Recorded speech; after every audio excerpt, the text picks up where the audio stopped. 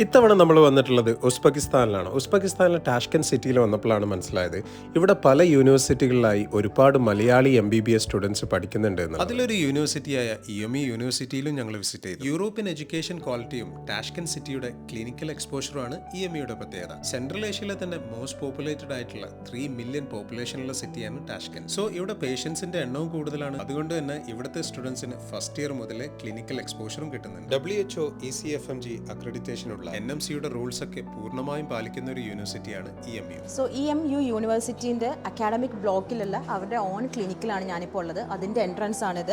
ഇവർക്ക് ഇതിന് പുറമെ 3 ഹോസ്പിറ്റൽസ് ഉണ്ട്. അത് മാത്രമല്ല 40 ഹോസ്പിറ്റൽസ് ആയിട്ട് ടൈഅപ്പും ഉണ്ട്. അപ്പോൾ +2 കഴിഞ്ഞ് എബ്രോഡ് MBBS നോക്കുന്നുണ്ടെങ്കിൽ നമ്മുടെ കാലിക്കറ്റ് ഹൈലൈറ്റ് ബിസിനസ് പാർക്കിലുള്ള യൂണിവേഴ്സിറ്റി എന്ന ഫേമിനെ കോൺടാക്ട് ചെയ്താൽ മതി. അവർ ഇഎംയുമായി എക്സ്ക്ലൂസീവ് കോൺട്രാക്ട് ഉള്ളത് കൊണ്ട് തന്നെ സ്പെഷ്യൽ സ്കോളർഷിപ്പിൽ അഡ്മിഷൻ ചെയ്ത് കൊടുക്കുന്നു. മാത്രമല്ല നാട്ടിൽ പ്രാക്ടീസ് ചെയ്യുന്നതിന് വേണ്ട നെക്സ്റ്റ് എക്സാമിന്റെ എല്ലാ പ്രിപ്പറേഷനും സ്പെഷ്യൽ ഫാക്കൽറ്റിയെ വെച്ച് ഫസ്റ്റ് ഇയർ മുതലേ സ്റ്റുഡൻസിന് പ്രൊവൈഡ് ചെയ്യുന്നുണ്ട്. പിന്നെ ഹോസ്റ്റൽ ഫെസിലിറ്റീസും കേരള മെസ്സും അവൈലബിൾ ആണ്. അപ്പോൾ കൂടുതൽ ഡീറ്റെയിൽസ് അറിയാൻ താഴെ കാണുന്ന നമ്പറിൽ കോൺടാക്ട് ചെയ്താൽ മതി. ഇനി നമ്മൾ ഉസ്ബെക്കിലെ അടുത്ത ഡെസ്റ്റിനേഷനിലേക്ക് പോവാണ് കേട്ടോ.